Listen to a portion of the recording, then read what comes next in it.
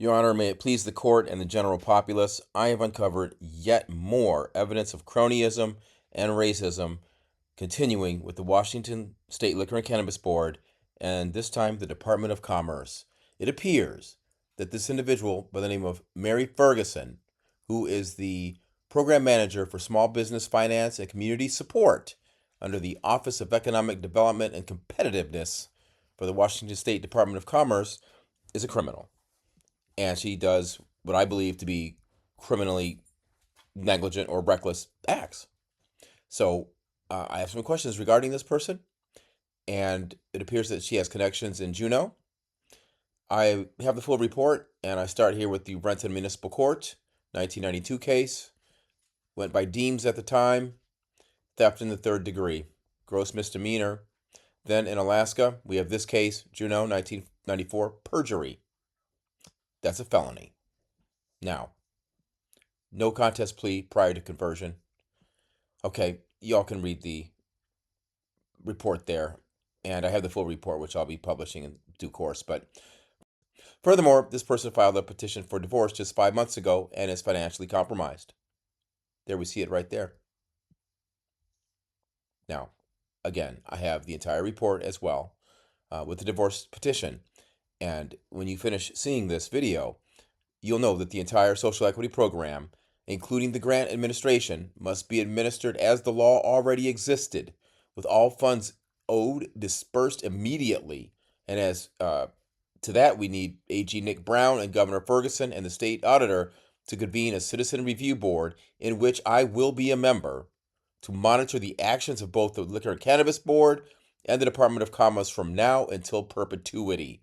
There is no other way, and anything less than this is simply not tolerable. Let's get into the facts. I am concerned that this woman may get herself involved in financial dealings that could involve pay-to-play schemes with commercial cannabis landlords. For example, a person seeking grant funds either gets denied those funds that were due according to statute, or they are entitled to receive the funding only if they agree to rent space from one of her chosen cronies.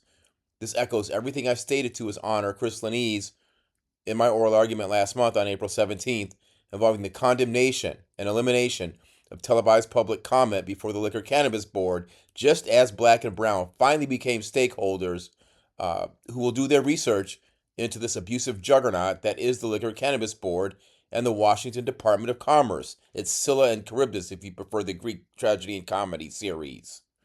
Now this time, they will not call the police on us as they did for House Bill 1551.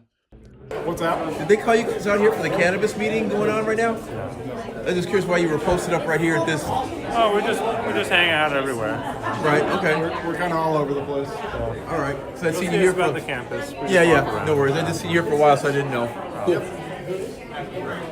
Yeah.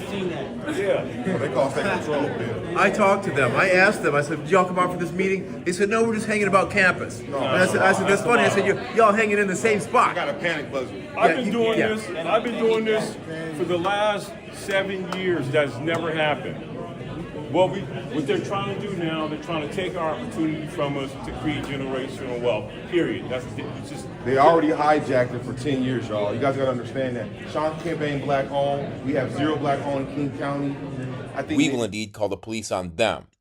Specifically, I commenced my research because it is trending on social media that Ms. Ferguson is basing grant rewards on illegitimate bases, commanding as much as $15,000 for one of her cronies for rental space prior to release of funds that were already owed and accrued.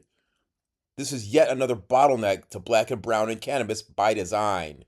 This has been an ongoing problem that requires federal RICO intervention, as noted when I collaborated with the South Seattle Emerald on the Sean Kemp 5% cannabis debacle. There it is right there. In fact, I believe her cronies are the cronies involved with Sean Kemp. These are the very ones who own Sean Kemp Cannabis. I'm almost certain of it. So here I am 6 years on, still cogent, still resolute, and still 10 toes deep in this earth, making my point. This time, the world is going to hear it and hear it well. Now below there is the Mary Ariano Ferguson LinkedIn. I believe this is the criminal in question, and I seek a response immediately. And any funds that are being held up because of this cronyism and racist game must be dispersed immediately. And I look forward to a call from Governor Ferguson and AG Nick Brown so we can convene that citizen review board. That's it, and that's that. To the privileges and immunities, let's take a listen to how they treat black and brown and how they treat white people. This is the white people. I want to hear public comment. I want to hear what the community has to say. I think we owe that. Okay? But how do they treat us? Thank you. Do you honestly feel that I'm attacking you for asking for those things? You done? No, I'm going to take much more time. No, you won't. Okay, we're done. Oh, yeah. Okay? We're not done yet. So that was Defendant Postman. Let's move on to Defendant Bollendrop. How am I disrupting anything when the meeting hasn't started? I don't want to get hyper-technical with you, but listen, I'm a lawyer. He's a lawyer. John, you're a lawyer, right? How have I interrupted a meeting that hasn't started?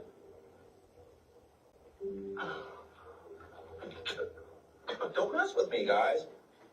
Okay, we are officially starting the meeting. And I'm sitting down, am I not? Okay, thank you. I appreciate it. I'm in my place with a bright, shiny face. Okay? We're not done yet. Let's move on to this man's partner and how they treat him. They cannot show that they treat white people this way. And we're in a motion to dismiss, Your Honor. I'm clearly alleging that they treat a class of people differently. Now we're signed up, now we're cutting the time back? I don't understand that. We were here for 3 hours today. We were here, cut my time, please. We did start here. We did start We were here for 3 hours on January 31st. We supported what was going on. What I'm saying is, 3 hours to talk about social equity before tonight. That's not true. That's That's not absolutely true. I've sat that's not here true. Not for 3 hours. even after meetings. Is that true? See? That's true. All right. That's true. We came for 3 hours on You got it. we never came here for 3 hours. We're gonna start your clock again. You got 3 minutes. If you want to spend it yelling at me, go ahead. Perfectly, you're lying. Okay, the reason that's important, Your Honor, is because what that shows, when we get to the case law, you know, we're here in the first instance because social equity, people were complaining about the social equity program, there's a problem of inequitable treatment to start with. Facial neutrality is not a catch-all defense for these people, okay? Because a facially neutral law may nonetheless violate the Equal Protection Clause if the plaintiffs can establish that the state's decision or act had a discriminatory purpose and effect. So opposing counsel just sat here and told this court that the Liquor Cannabis Board transitioned to a public written comment only. Your Honor, that's another mistruth. When are they gonna stop? The written option was always there. Your Honor, I've shown the court more than enough for an inference for this court to find that the defendants are in violation. Can't be any more clear. We don't get telegraphs anymore. They don't put on white sheets and come out and yell at us anymore. They don't call us coons anymore. But we're being treated like chattel. We're being treated unfairly. And this is not, you know, I was born in 65. We don't need to live in 1965 anymore. Can't do it like that. And, Your Honor, you're the only thing that stands in between their history of discrimination and moving forward to a better union for the rest of the people in this state. And I beg of you to do something right, because they're not. Thank you, sir. Mr. Gillum, your motion, you get the last word. Thank you, Your Honor. I don't think I have anything to add to this time. Thank you. Taking Yeah, the matter right, under yeah. advisement, as I did last time, I'm going to issue a written ruling in short order. I'll just note, I in particular want to look again at the authorities on the privileges and immunity claim, because that's an important, all of it is important, but that's particularly important and complex area, and being mindful of the fact that we're on a 12b6 standard and how that interplays with everything. So I'm going to look at that. I'll get you a ruling in writing in short order, and that's everything. Have a good day and weekend, everyone. Thank you. Thank you, Your Honor. You as well. Good weekend. Oh, you have a good weekend, Mr.